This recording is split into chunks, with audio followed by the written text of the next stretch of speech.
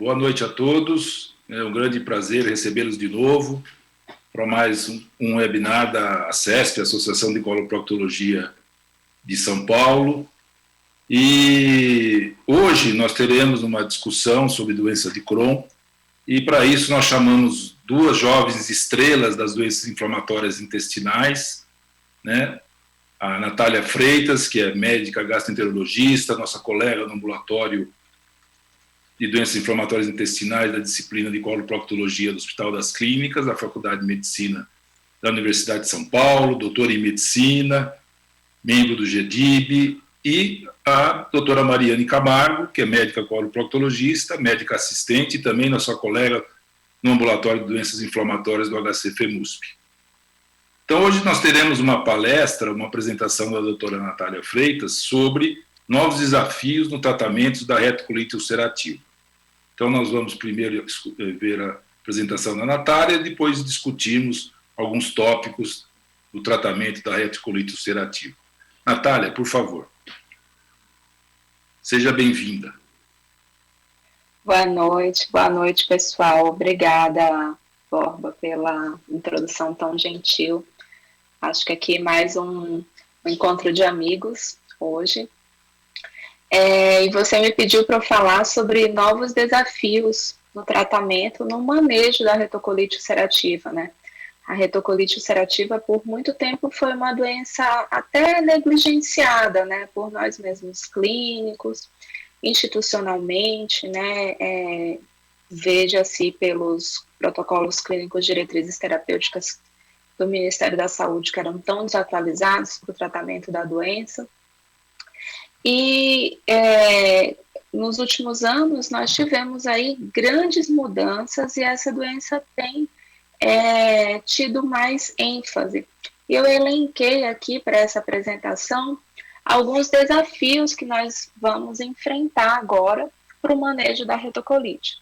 Primeiro eu vou falar um pouco sobre a história natural da retocolite ulcerativa, que a gente sabe muito sobre a história natural da doença de Crohn, mas a gente normalmente não conversa muito sobre a história natural da retocolite ulcerativa. Além disso, é uma doença que está com constante evolução dos seus alvos terapêuticos, né? Com uma ênfase cada vez maior na cicatrização endoscópica e até mesmo na remissão histológica. Nós também temos observado uma grande expansão do arsenal terapêutico, né? Só no último ano, assim, de 2019 para cá, nós tivemos a aprovação em bula de mais 2 agentes para o tratamento da retocolite, que foi o ustekinumab e o tofacitinib. E qual que é o impacto desse arsenal terapêutico nos desfechos da doença?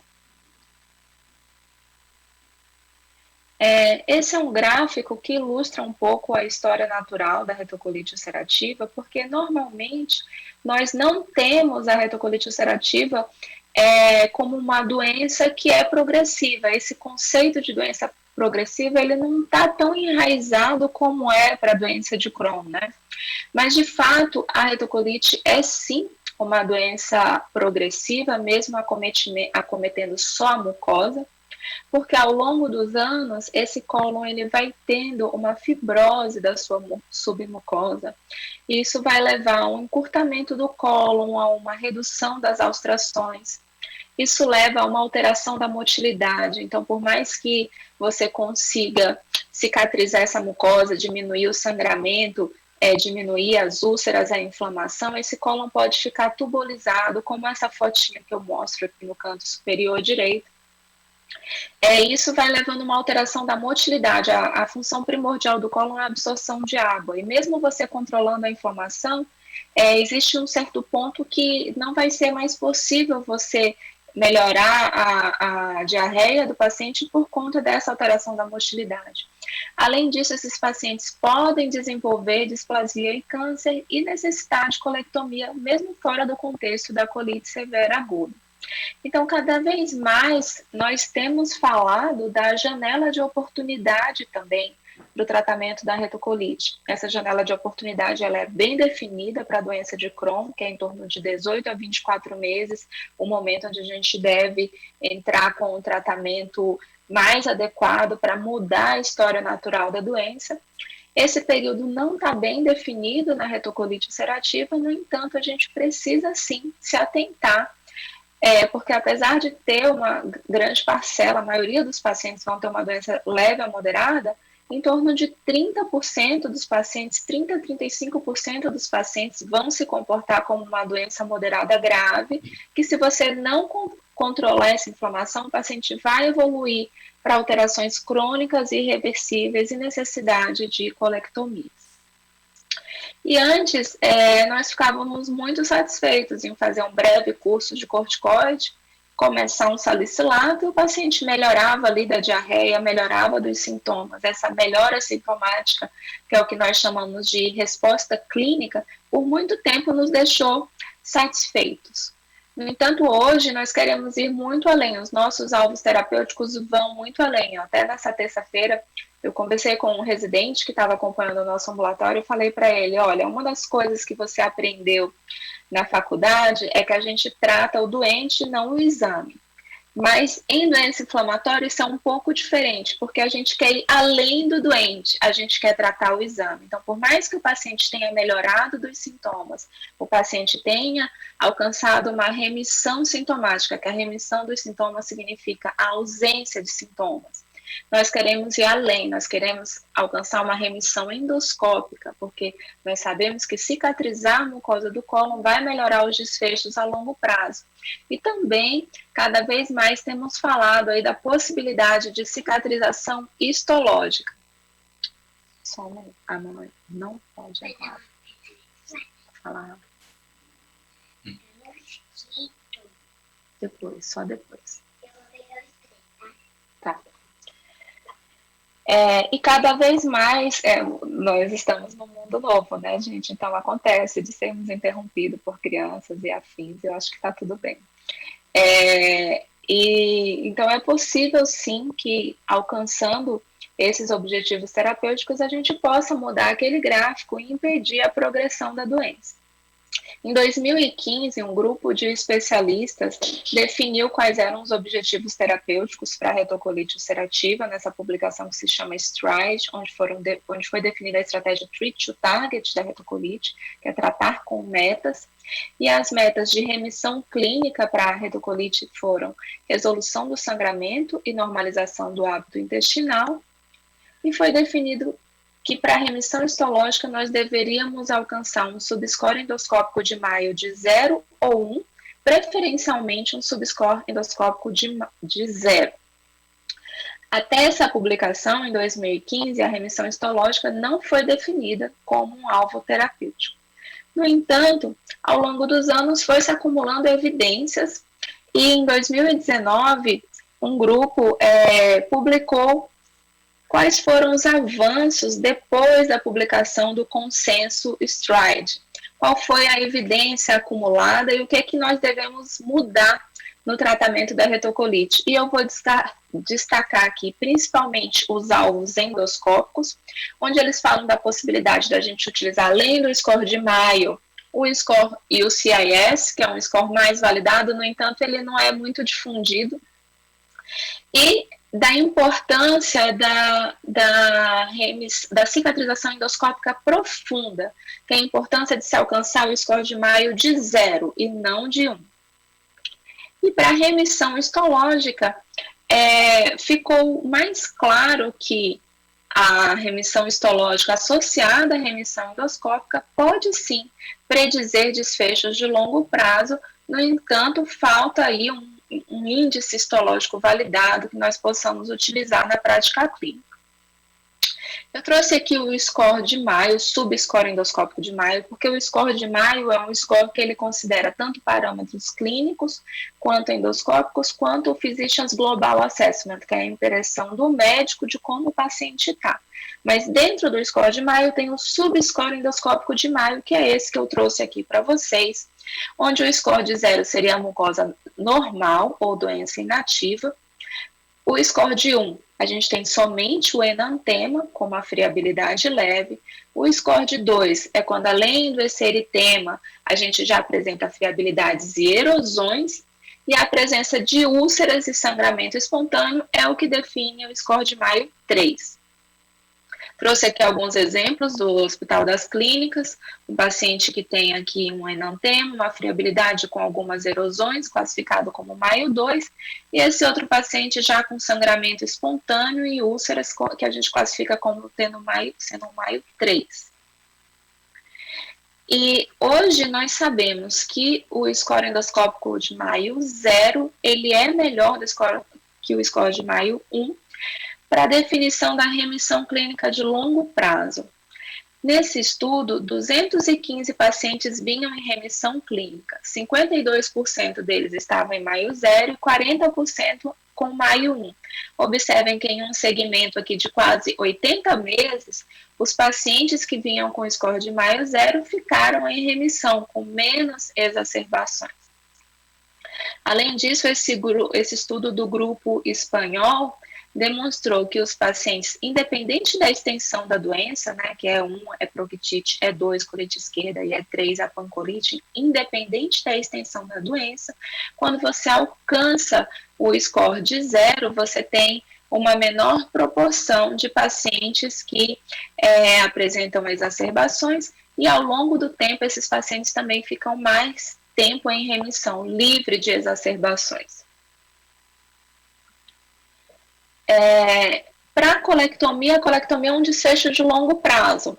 Então, essa distinção entre score entre meio 0 e 1 não é tão clara. Aqui a gente tem os resultados, uma análise pós-hoc do estudo ACT. O estudo ACT é o estudo pivotal do infliximab para retocolite ulcerativa.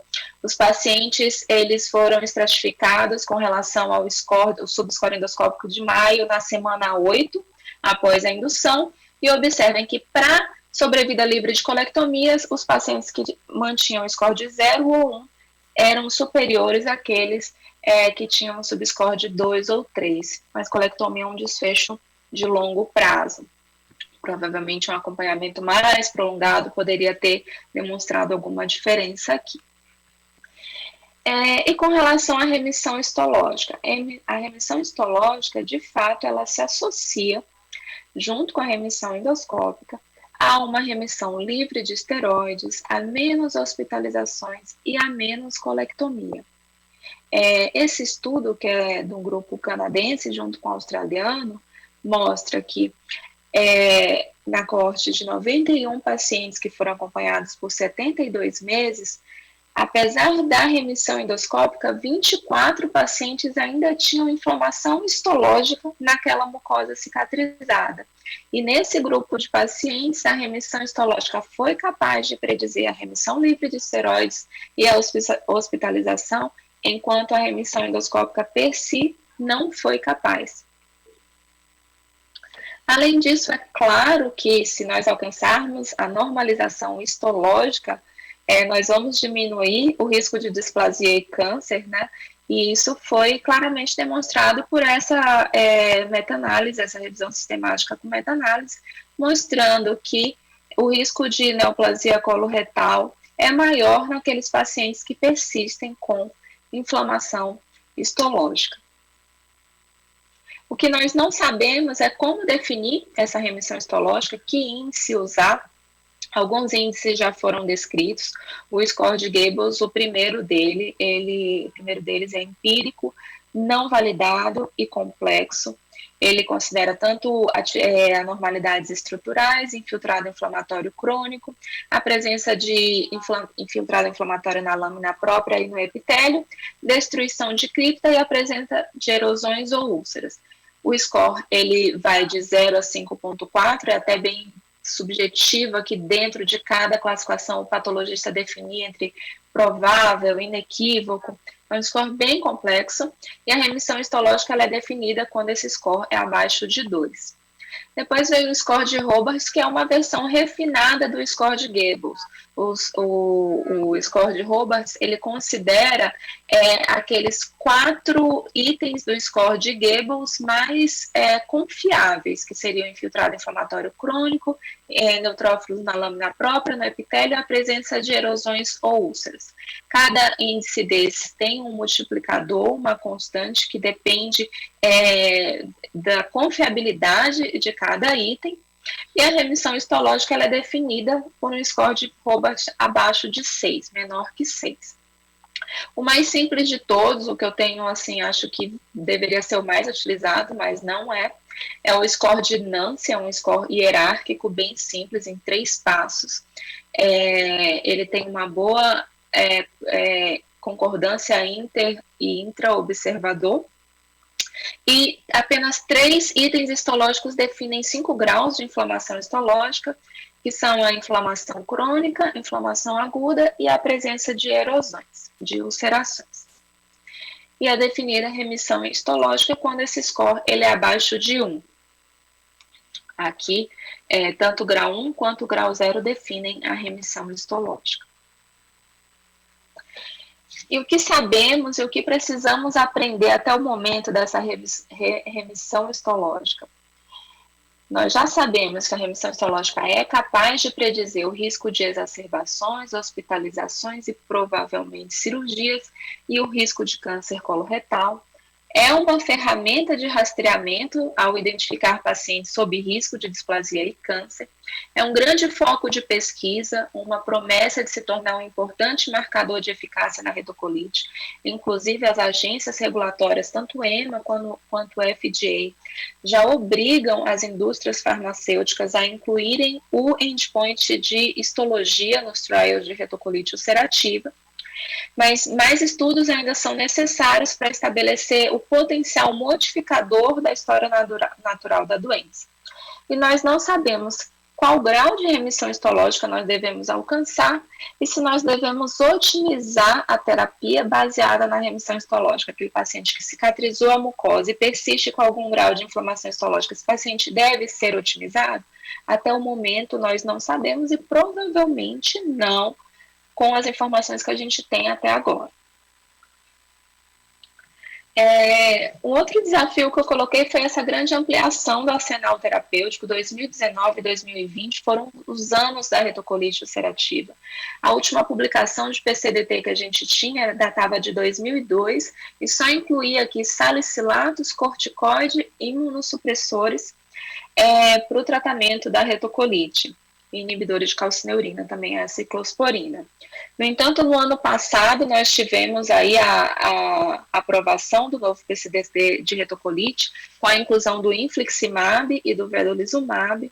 Estamos lutando aí junto à ANS, estamos num momento super importante de consulta pública, inclusive todos estão convidados a participar individualmente dessa consulta pública. O passo a passo para participar está no site do GDIB, tem literatura para contribuir, e isso vai fazer com que os pacientes do mercado privado também tenham acesso à terapia biológica.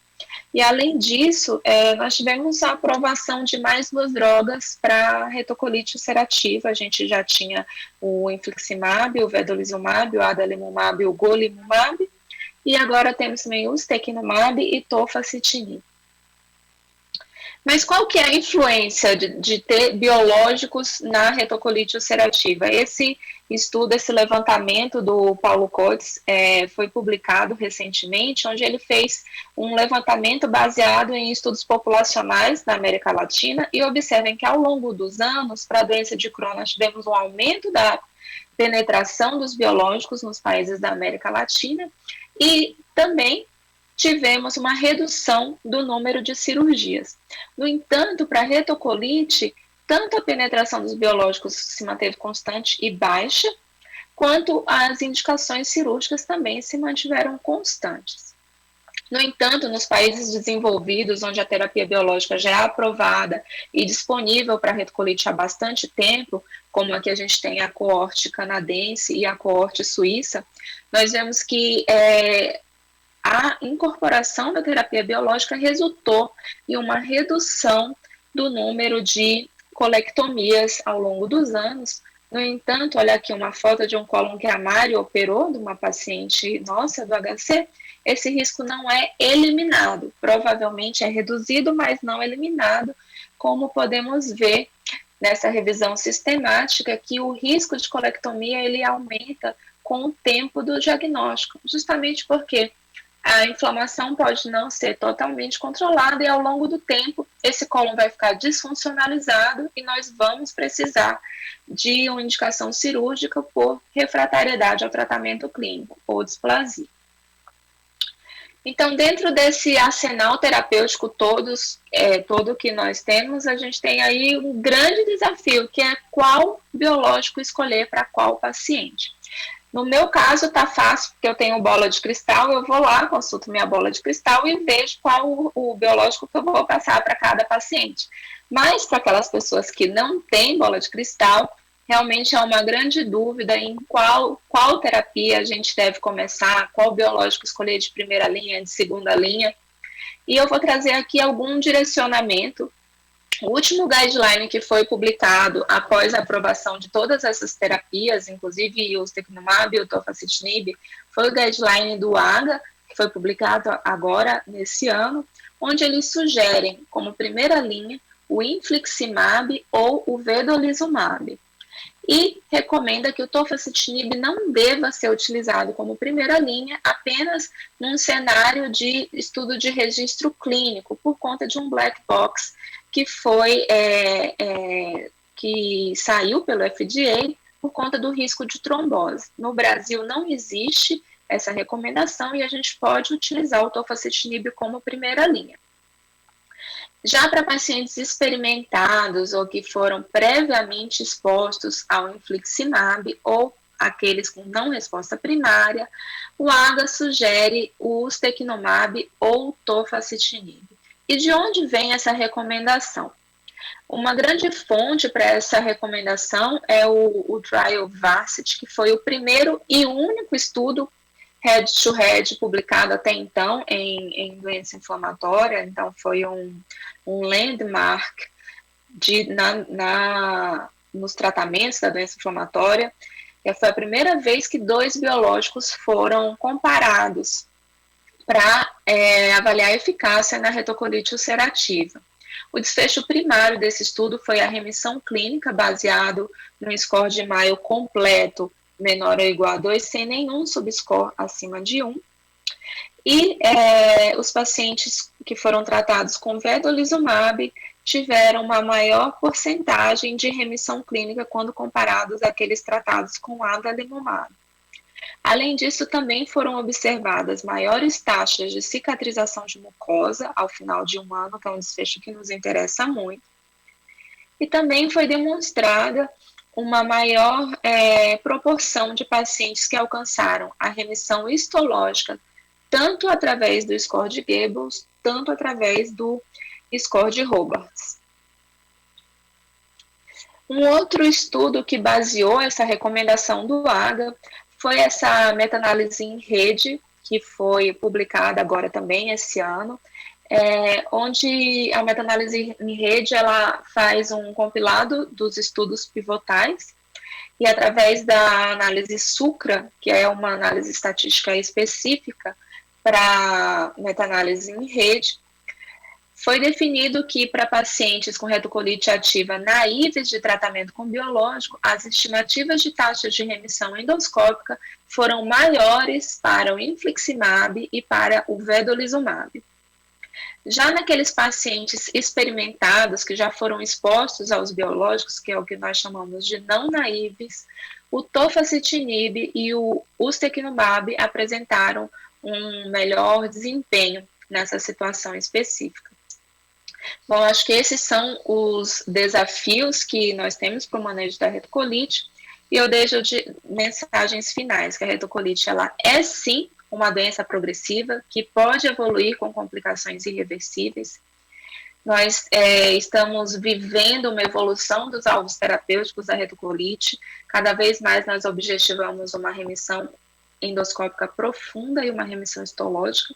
Os biológicos melhoram os desfechos de longo prazo, porém a escolha da terapia biológica ainda é um desafio e é super importante nós evitarmos a exaustão do tratamento clínico e saber indicar o tratamento cirúrgico no momento adequado, porque com tanta disponibilidade de drogas, o clínico pode se sentir tentado a ficar insistindo, rotacionando biológicos e outros tratamentos em pacientes que já estão refratários e com complicações irreversíveis. E é por isso que nós precisamos ter o cirurgião sempre do nosso lado para saber o momento ideal de indicar a cirurgia na refratariedade ao tratamento clínico, para que esses pacientes não cheguem exaustos, né, desnutridos e com maior chance de complicações no pós-operatório. Muito obrigada.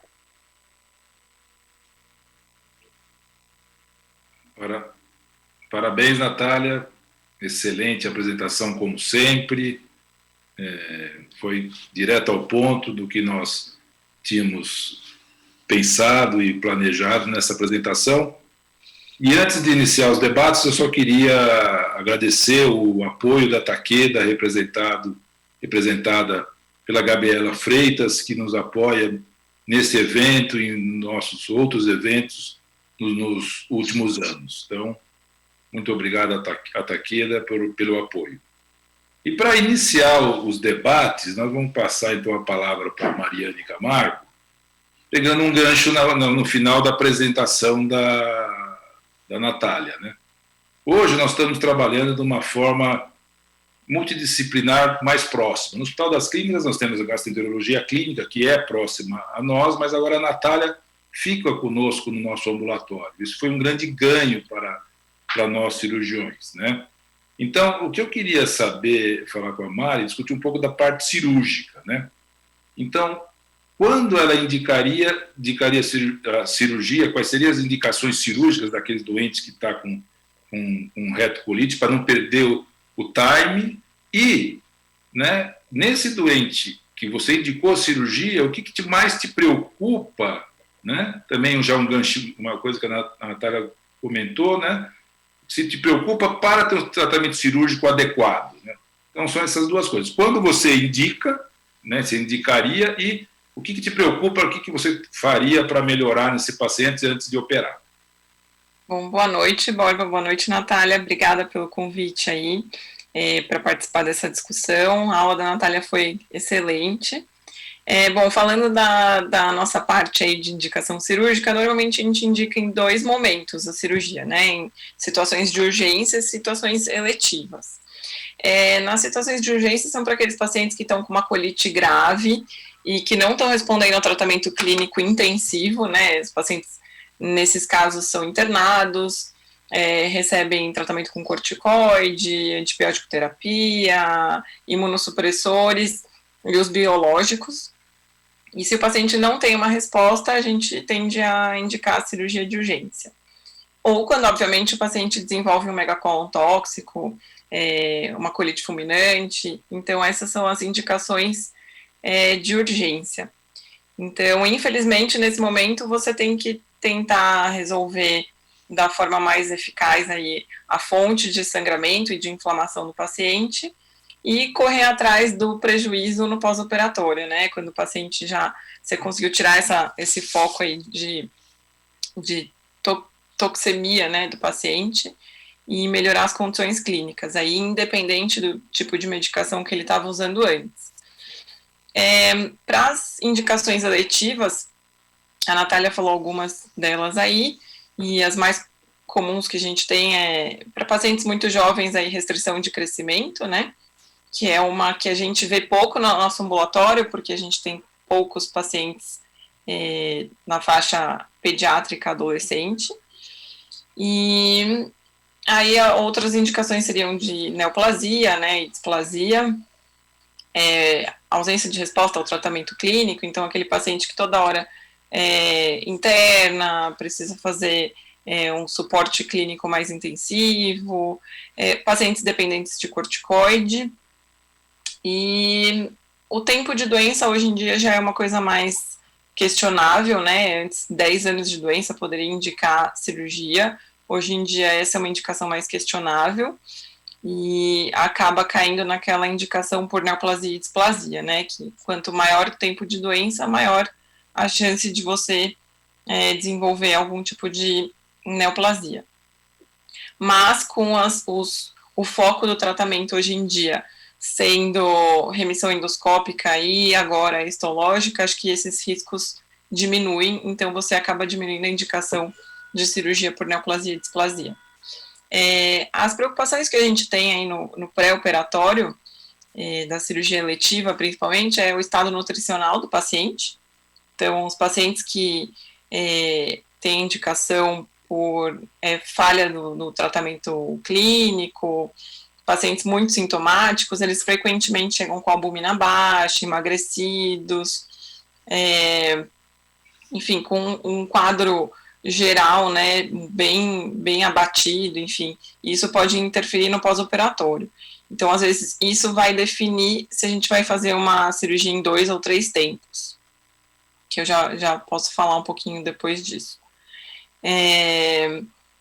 Corticoides, a gente já sabe que, né, tem correlação com complicação pós-operatória, complicação infecciosa no pós-operatório, então a gente tenta diminuir ou desmamar, que alguns pacientes, infelizmente, são dependentes de corticoides e vão ficar muito sintomáticos se a gente tentar suspender a medicação, mas sempre que possível a gente tenta desmamar.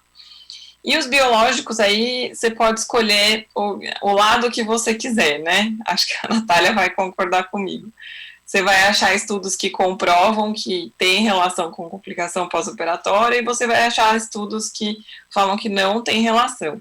Então, isso ainda é muito controverso. Os guidelines, principalmente da ECO, o mais recente, coloca, né, que não teve relação entre os anti-TNFs e complicações pós-operatórias. Com relação aos outros biológicos, a gente ainda tem muitos estudos em andamento, mas ainda é muito controverso. Então, a gente tenta deixar o paciente um período aí sem o biológico, se você está indicando uma cirurgia eletiva, mas não é um impeditivo também de fazer a cirurgia. Aí acho que o Borba queria pedir para a Natália comentar, né, Isso, eu queria aproveitar para a Natália dar a opinião dela sobre o biológico e a cirurgia, aproveitando esse seu comentário. Eu sou cada vez mais permissiva também, sempre a gente encontrava para os dois lados, mas desde a publicação do Putin Trial, né, que acho que foi o estudo mais bem conduzido, prospectivo, randomizado, controlado, demonstrando a segurança dos anti-TNFs nos procedimentos cirúrgicos, independente do nível sérico pré-operatório, deixou, assim, acho que deixou a gente muito mais permissivo com o biológico, né? O que define mesmo a complicação no pós-operatório, o meu feeling mesmo, que é o estado do paciente. E esse é o grande complicador, o que desvia o estudo do biológico, porque aquele paciente que está usando biológico é um paciente que está mais grave, não está mais desnutrido, mais emagrecido, às vezes também, precisando, né, de mais corticoide. E esse é o grande viés, né? Mas eu não acredito que os biológicos eles possam aumentar as complicações pós-operatórias, e inclusive também sou bastante permissiva para retornar o tratamento, no caso do Crohn, né, pós-operatório com os biológicos. Ótimo. Vamos voltar então, Mari, agora você comentou da cirurgia em 2 e 3 tempos, né? Cirurgia mais eletiva mesmo, talvez. A questão, eu queria que você explicasse o que é isso, né, para quem está assistindo. Aliás, quem quiser fazer pergunta pelo chat, pode fazer, a gente pode fazer as questões depois. Eu acho que tem teoricamente, para mim, só tem uma desvantagem atual para a cirurgia ser em 3 tempos, né? Que é a questão no caso do serviço público, de vaga, de internação, dessas coisas. Mas cada vez eu sou mais fã, eu gosto mais desse procedimento em 3 tempos, né, com algumas modificações que pode ter pela via minimamente invasiva. Então, eu queria que você comentasse um pouco sobre isso e a sua opção cirúrgica, né, nesses casos. Bom, a cirurgia, o tratamento cirúrgico de eleição, né, o padrão ouro aí, seria a proctocolectomia total com bolsa ileal. A gente tira o foco, né, da doença, né, e faz o reservatório ileal. Então, ele em 2 tempos, que seria nas situações mais eletivas, ele consiste no primeiro tempo da proctocolectomia com a bolsa ileal e uma ileostomia de proteção. E o segundo tempo é o fechamento de ileostomia. Então, nesse tempo, você já confecciona a bolsa na primeira abordagem cirúrgica. Deve ser feito, né, por laparoscopia, por técnica minimamente invasiva, sempre que possível, porque já está muito bem estabelecido na literatura os benefícios da laparoscopia no pós-operatório, recuperação, retorno ao trabalho, enfim. A cirurgia em 3 tempos, ela consiste na colectomia total, com sepultamento do reto e ileostomia terminal. O segundo tempo é a proctectomia, você faz a retirada do reto, a confecção da bolsa ileal e uma ileostomia em alça. E o terceiro tempo, o fechamento de ileostomia. Por que a gente opta por essa abordagem em alguns pacientes? E pelo menos no nosso ambulatório, a gente está atendendo cada vez mais a essa abordagem. Porque você quer melhores condições clínicas do paciente para você fazer a bolsa ileal, que é o alvo aí do final do tratamento. Então, o que acontece nesse primeiro tempo? Geralmente é quando o paciente teve a indicação cirúrgica, então, porque ele está tendo muitos sintomas, muita diarreia, sangramento, está desnutrido. Então, nesse momento, você só quer tirar maior foco da doença, que seria a colectomia total. Você fica com uma porção menor, né, de mucosa doente, que seria só no reto, você consegue fazer um tratamento local ali. E a grande maioria dos pacientes, nesse período que eles ficam com a ileostomia terminal e sem o cólon, eles conseguem ficar sem medicação, ou usar o mínimo de medicação possível, e eles conseguem ganhar peso, melhorar clinicamente, eles ficam mais ativos, e aí eles ficam melhores para em uns 6 meses, mais ou menos, fazerem a bolsa ileal e fazerem os 2 tempos remanescentes. Aí da bolsa ileal para o fechamento de ileostomia, normalmente uns 3 meses, se o paciente não tiver nenhuma complicação.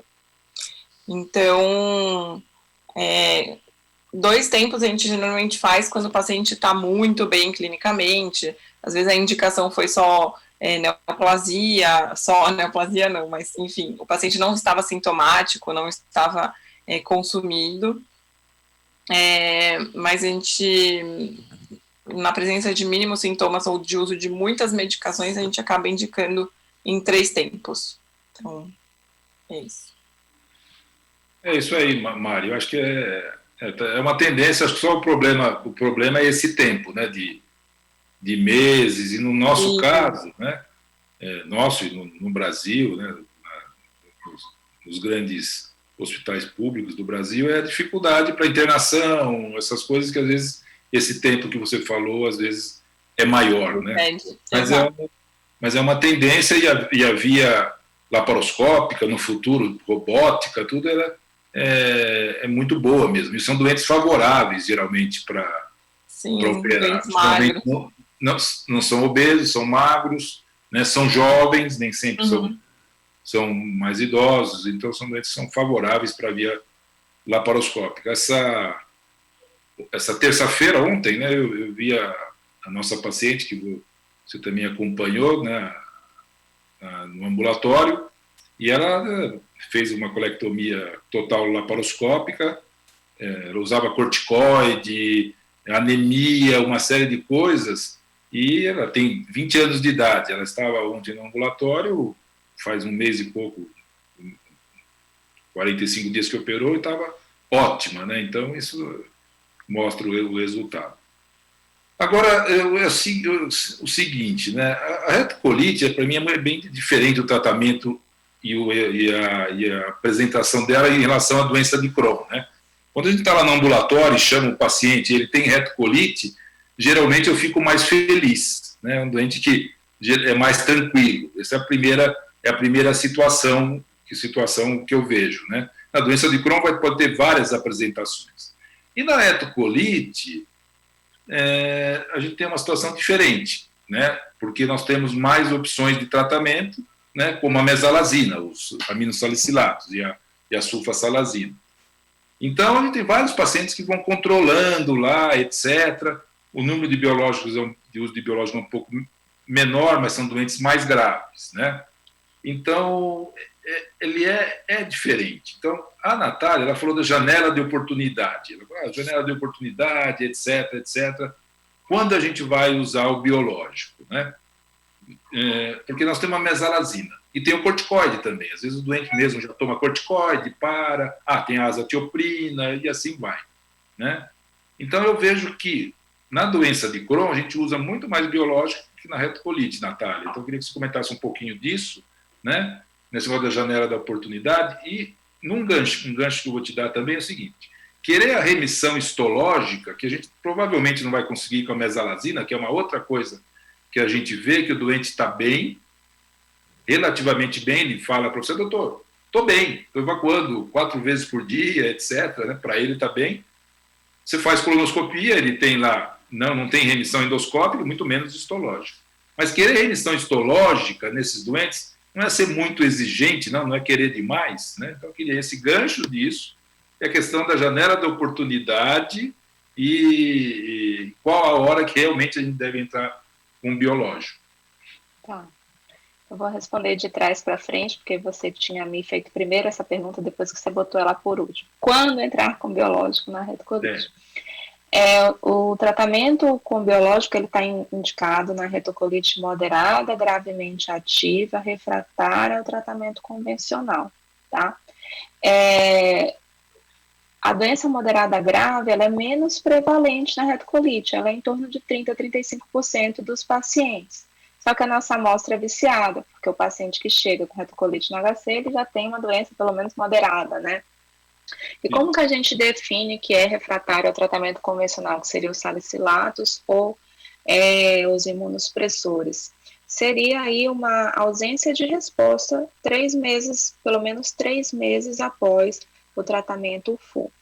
Outra coisa que a gente deve levar em consideração para entrar com o tratamento biológico é os fatores de mau prognóstico, tá? Que são a pancolite, né, uma doença mais extensa, a corticodependência, aí não tem jeito, a gente tem que sempre encontrar um agente poupador de esteroide, se não, o imunossupressor não conseguir tirar o esteroide, a gente vai ter que entrar com o biológico. Aquele paciente que ele não cicatriza a mucosa após a indução, ele melhora só o sintoma, mas não cicatriza a mucosa, também é um paciente que tem um pior prognóstico.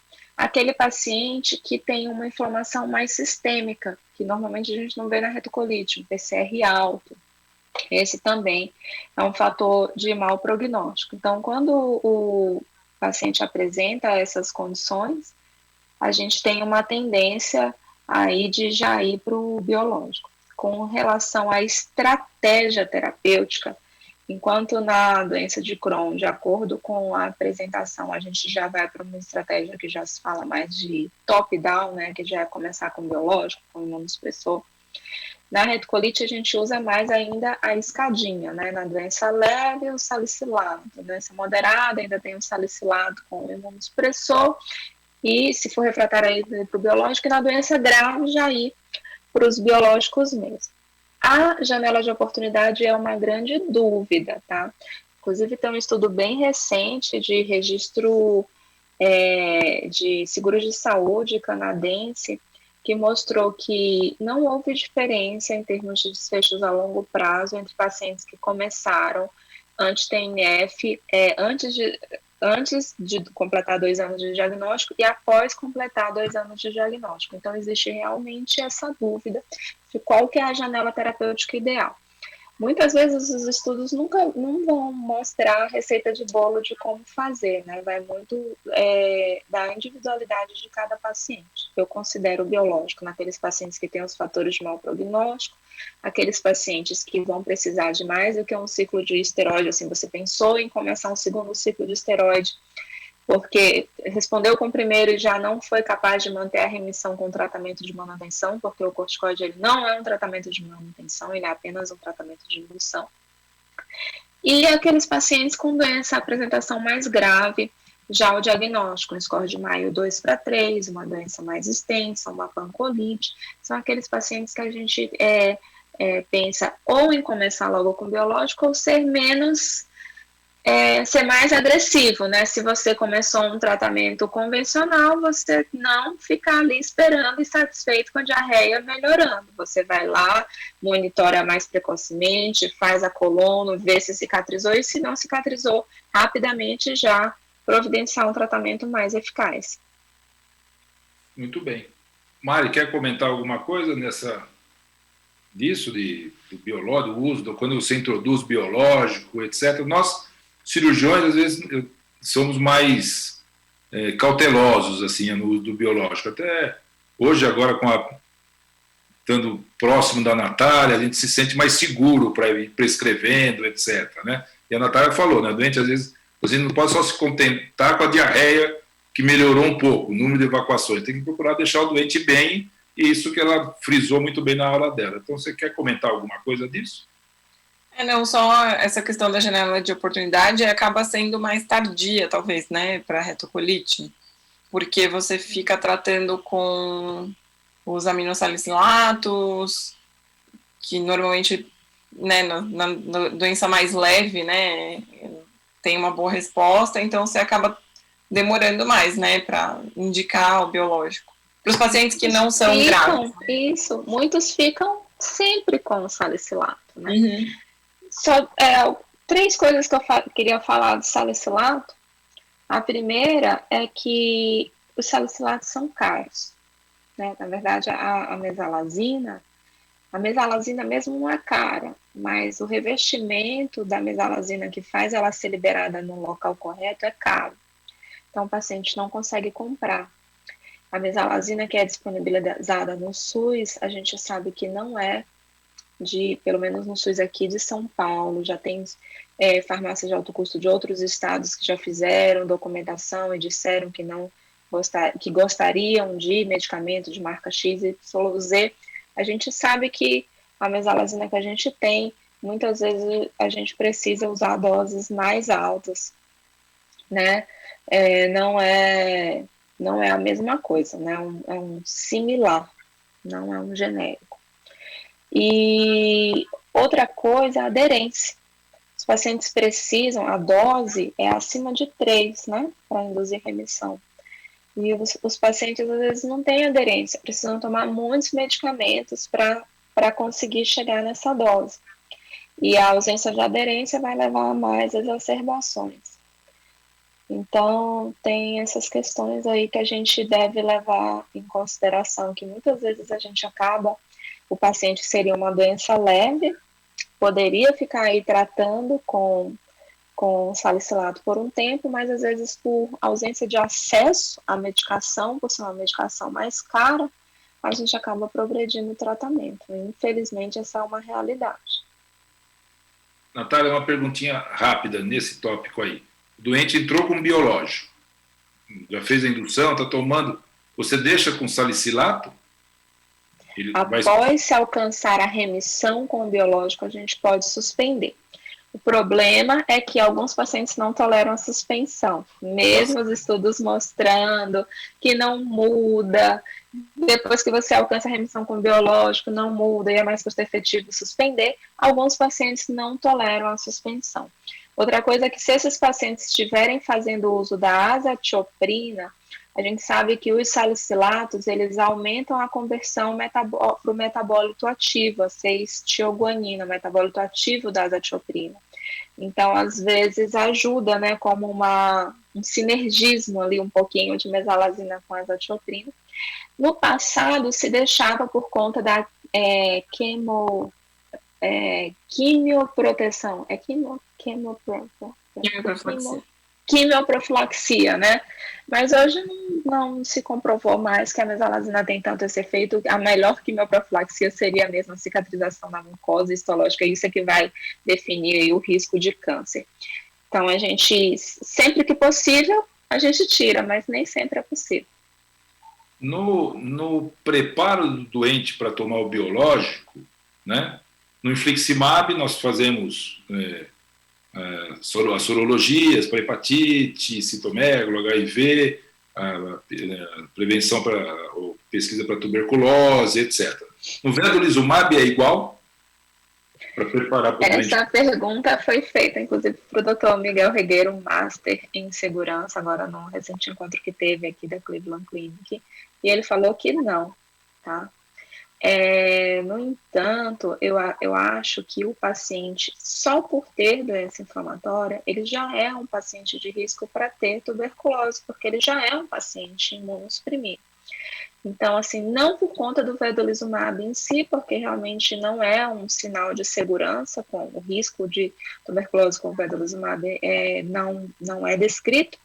No entanto, eu acho que na nossa população, que é uma região endêmica, né, para tuberculose, a gente tem muitos casos de tuberculose, a gente acaba fazendo sempre o PPD e o raio-x de tórax nesses pacientes que são elegíveis para um tratamento com biológico, porque são pacientes imunodeprimidos, né? Mas o Dr. Miguel Rigueiro falou que lá na Cleveland Clinic, para vedolizumab, ele não faz o PPD. Tá? Legal. Tem uma pergunta quer falar alguma coisa, Mari? Não, é só porque lá eles não veem. Não tem tuberculose. Na Suíça também não existe tuberculose. Então eles não têm essa preocupação. É uma coisa que a gente sempre comenta nas discussões de caso, introdução de biológico. A gente nunca começa se a gente não tem os exames, né? E comprovando que o paciente não tem, e lá não era uma preocupação tão real, né? Porque realmente eles não veem, né, muito. Então, como a gente já viu muitos casos de TB disseminada gravíssimos, né, depois de começar biológico, mesmo tendo exame e tudo mais, que a gente não faz muito, a gente quase não tem o IGRA, né, para fazer aqui no SUS, a gente não tem no SUS, então a gente, né, toma todo o cuidado possível aí com essa questão, mas para eles lá não é uma realidade, né, então. Tá bom, eu tenho uma pergunta do nosso chefe, Carlos Sobrado, para a Natália, né? Porque com essas novas drogas todas, esse arsenal terapêutico de biológico que você mostrou no PCDT, lá saiu agora, né? Se isso, e também, lógico, avaliando os doentes, permite você pensar em fazer mais ilio-reto-anastomose. Só pelo acesso, só pela disponibilidade, não. Eu acho que a escolha pela ilio-reto-anastomose, você sabe melhor do que eu, é o doente, né? O doente em si, e o principal determinante seria o reto menos poupado, mais poupado, o que é uma exceção. Então, existe essa possibilidade, mas se o doente tiver uma doença do reto mais ativa, mesmo tendo várias opções terapêuticas, eu não ficaria muito confortável de indicar ele o reto só porque a gente tem essas opções, né? A gente mesmo não tem muita experiência, né? Entre a gente, no nosso grupo, a gente mesmo não tem. Então, eu nem tenho experiência pessoal para defender essa conduta, porque nós mesmos não fazemos muito isso, né? Mari, o que você acha disso, da experiência da Cleveland Clinic? Se houve alguma mudança que você viu lá, alguma coisa assim? Não, existe, né, essa discussão hoje em dia para pacientes que ou fizeram 3 tempos e aí responderam muito bem ao tratamento clínico do reto. Você pode dar a chance de fazer uma ilio-reto-anastomose, principalmente em pacientes jovens do sexo feminino que tenham desejo de engravidar, né? Então, porque a cirurgia pélvica, né, ela cria muitas aderências e pode diminuir a chance de gravidez. Ou então em pacientes muito idosos que teriam uma qualidade de vida ruim com a bolsa ileal por causa de incontinência, porque já não tem um aparelho esfinteriano com um funcionamento muito bom. Então você poderia fazer essa tentativa.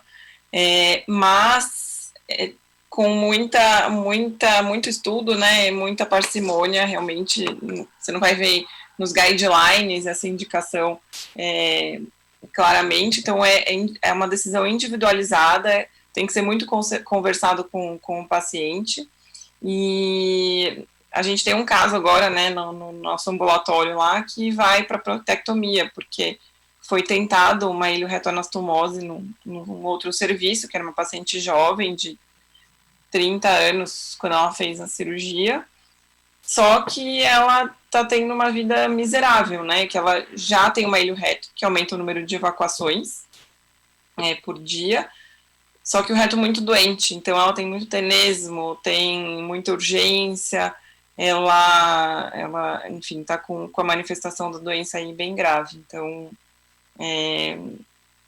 eles, lá na clínica, eles têm alguns casos, né, mas são muito poucos mesmo. A maior parte, a indicação é de proctocolectomia mesmo, com a bolsa ileal, por causa dessas complicações, né? Como a Natália falou, raramente o reto é poupável, então não tem muito como você ficar arriscando. Tenho mais aqui uma questão do nosso colega Marcelo Lucente, né? Quanto tempo você aguarda para a troca da classe de biológico da vigência de não melhora clínica, endoscópica, né, e endoscópica? Então, quando você continua insistindo, né, eu não pergunto aqui, mas eu pergunto se otimiza ou se a gente troca para outra classe dentro dessas novos biológicos que nós temos. Excelente pergunta, né? A não resposta, ela pode ser uma não resposta primária ou uma não resposta secundária. A não resposta primária é aquele paciente que termina a indução e não respondeu. A maioria dos não respondedores primários é porque você não alcançou ali. Provavelmente o paciente não responde muito aquele mecanismo de ação, mas existe sim, entre os não respondedores primários, aqueles que não responderam por o que a gente chama de falência farmacocinética, que não chegaram na dose que precisava. E isso é muito definido se a gente vai fazer uma dose maior, dose dobrada, esse esquema de indução acelerada, apesar da literatura não ter comprovado de que ele é bom, ele é benéfico, mas no contexto da colite grave, a gente acredita sim, no nosso grupo, que alguns pacientes podem se beneficiar de uma dose mais alta aí logo no começo da indução, ou de 10 mg por quilo, ou de fazer logo uma segunda dose com uma semana, naquele contexto do doente grave internado. O não respondedor primário parcial, eu daria também uma chance para ele, otimizaria a indução de um biológico, ela termina na 14ª semana. Tanto o vedolizumab e o infliximab, né? Semana 0, 2, 6 até a 14ª semana. Então, você tem aí um período de 3 meses. Se nesse período de 3 meses o paciente apresentou uma boa resposta, mas não ficou 100%, às vezes as úlceras são profundas, você precisa de um tempo maior de tratamento. Eu estadiaria esse paciente, acompanharia com a calprotectina fecal, a colônia em 6 meses para definir a otimização. No entanto, se o paciente não apresenta resposta ao término da indução, aí a gente considera uma falência primária, um respondedor primário, e eu não insisto nesse tratamento ineficaz. Recentemente eu peguei um paciente no consultório que ele tomou 1 ano de infliximab e 1 ano de corticoide. Ele foi 1 ano não respondedor primário. Depois de não ter respondido, continuado com corticoide, após 6 meses ele foi otimizado, ficou mais 6 meses otimizado. Então a gente perdeu 1 ano de tratamento, ou pelo menos 9 meses, né? Porque com 90 dias você não conseguiu desmamar o corticoide, assim, 12, 14 semanas, não conseguiu desmamar o corticoide e não teve resposta clínica, isso é a definição de não resposta primária, você tem que mudar o tratamento, não adianta insistir, tá bom? Acho que é isso. Tá bom. Mário, quer comentar alguma coisa disso? Não. Não. Acho que a Natália falou muito bem. Eu queria fazer uma pergunta para você, Mário, já que você está na tela aí. Você acha que os biológicos estão diminuindo as indicações cirúrgicas na retocolite? Qual a sua... Bom, no nosso ambulatório. No nosso ambulatório, não. Bom, a Natália, os dados, né? Contra dados não tem concordar ou não concordar, né? É uma questão de fatos, que está estável, né? O número de indicações cirúrgicas. Mas no nosso ambulatório, particularmente, no último ano, a gente teve muitas indicações de urgência. Então, nós vimos muitos pacientes com diagnóstico recente, né, e com uma manifestação muito grave da doença já com 3 meses, né, que normalmente acho que até 30% dos pacientes vão ter uma manifestação bem grave aí nos 3 primeiros meses de doença e podem precisar de uma colectomia de urgência. Então, coincidência ou não, no último ano a gente teve muitas indicações de urgência, pacientes com megacólon tóxico, pacientes com uma colite grave que não tiveram resposta, continuaram tendo sangramento importante. Então, a gente teve alguns casos aí nesses últimos 6 meses. Então, a gente teve uma diminuição da medicação. Né? Desculpa, na coorte canadense que eu mostrei, a redução se deu mais às custas dos procedimentos eletivos mesmo, não dos emergentes. Uhum. Então, como a prevalência da doença ela tem aumentado, principalmente nos países, a gente é classificado como país newly industrialized, né? Tanto nos newly industrialized quanto nos em desenvolvimento, né? Nos recém-industrializados quanto nos em desenvolvimento, a prevalência tem aumentado muito. Provavelmente a gente vai observar esse aumento da indicação de urgência, mas provavelmente a gente vai ter impacto agora, que a gente nunca teve biológico para retocolite, nos próximos, daqui 5 anos, a gente talvez tenha uma diminuição da indicação dos eletivos. Né? Uhum. O que eu vejo, assim, em relação à retocolite, que aqueles doentes que são mais graves, né, eles realmente acabam respondendo mal a quase todos os biológicos. Nós tivemos a experiência dessa paciente que eu falei, que nós operamos, era mais ou menos essa. Ela tomou anti-TNF, os 2, né, ia passar para vedolizumab, por problemas que era a nossa indicação, acabou não tomando, tomou tofacitinib, que também não respondeu, e ela acabou sendo operada, porque era uma colite muito grave, né? Um quadro clínico muito grave. Então, acho que é isso que acontece no nosso ambulatório, que a gente acaba vendo que os doentes são mais graves, acabam sendo mais operados, mas, como você falou, não são só estáveis, como parece que alguns trabalhos mostram que diminuíram as indicações cirúrgicas, né? Às vezes postergam também. Para a gente completar a nossa discussão, que nós estamos chegando ao término, eu queria só que a Natália foi falada muito aqui em colite grave, colite megacólon tóxico, algumas coisas disso daí, um pouco da parte de urgência e emergência. Então, Natália, quando você define que o doente está com uma colite fulminante, uma colite grave, que você vai precisar chamar a Mari para pensando num tratamento cirúrgico de emergência, de urgência. Ao diagnóstico da colite grave, o cirurgião já tem que ser chamado, porque é um quadro extremamente instável. Então, a partir do momento que o paciente é diagnosticado com colite grave, mais do que 6 evacuações com sangue e os sinais de toxemia, ele precisa ser internado, iniciar o corticoide endovenoso, e o cirurgião tem que ser chamado. Esse paciente ele tem que fazer um raio-x de abdômen diário para observar dilatação colônica. A qualquer momento esse cólon pode dilatar, esse paciente pode evoluir grave, e o cirurgião já tem que estar ciente desse caso. Inclusive aconteceu com a gente, né, a paciente, no momento do megacólon, a evacuação para. Aí, às vezes, um residente desavisado, mas melhorou, não evacuou nada hoje, porque o cólon dilatou e desfuncionalizou, né? E a toxemia ali pode piorar. Então, ao diagnóstico, o paciente internou, a gente já tem que chamar o cirurgião para ver o caso junto com a gente. Mari? Oi. Quer comentar alguma coisa, né, desses casos que você... de um megacólon tóxico, tudo, quando você acaba indicando cirurgia para esse doente? Sim, a gente tenta aguardar aí 72 horas, né, do início do tratamento clínico, sempre observando, obviamente, instabilidade hemodinâmica, necessidade de transfusão sanguínea.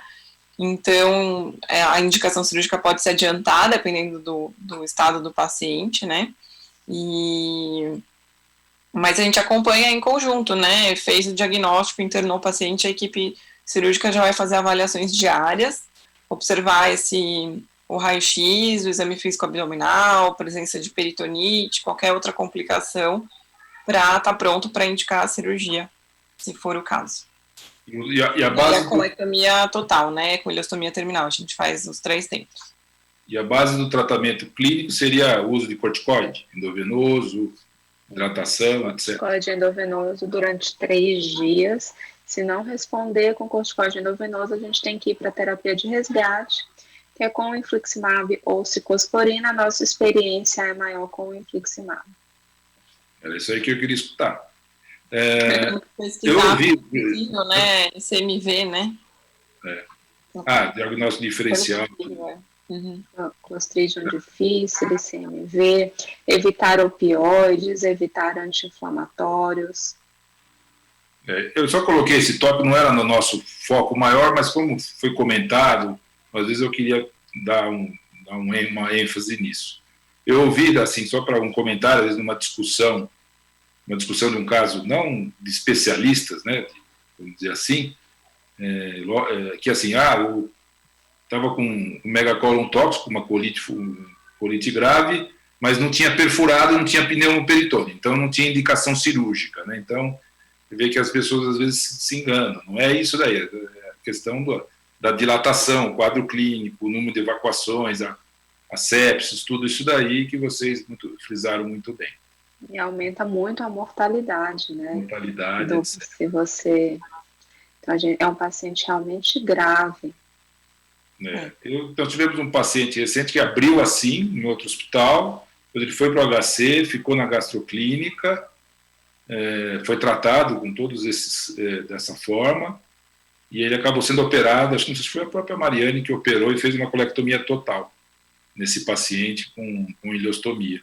Então, ele acabou saindo do quadro mais urgente, mas não escapou da colectomia, porque ele ficou ainda sintomático pela gravidade da doença dele. Bom, mas acho que eu gostaria de agradecer muito a vocês, Natália e Mariane. Como sempre, vocês foram brilhantes, né? São excelentes, né? É um privilégio para mim estar próximo de vocês, semanalmente, quase diariamente, e ver a competência que vocês têm. Vocês têm muito a crescer, um caminho brilhante pela frente aí. Muito obrigado. Também queria agradecer de novo a Takeda, né, o Dalton e a Gabriela pelo apoio a esse evento, e teremos um outro em dezembro. Então, uma boa noite a todos e até a próxima. Muito obrigada a todos, gente. Obrigada, Borba, pelo convite. Tchau. Boa noite.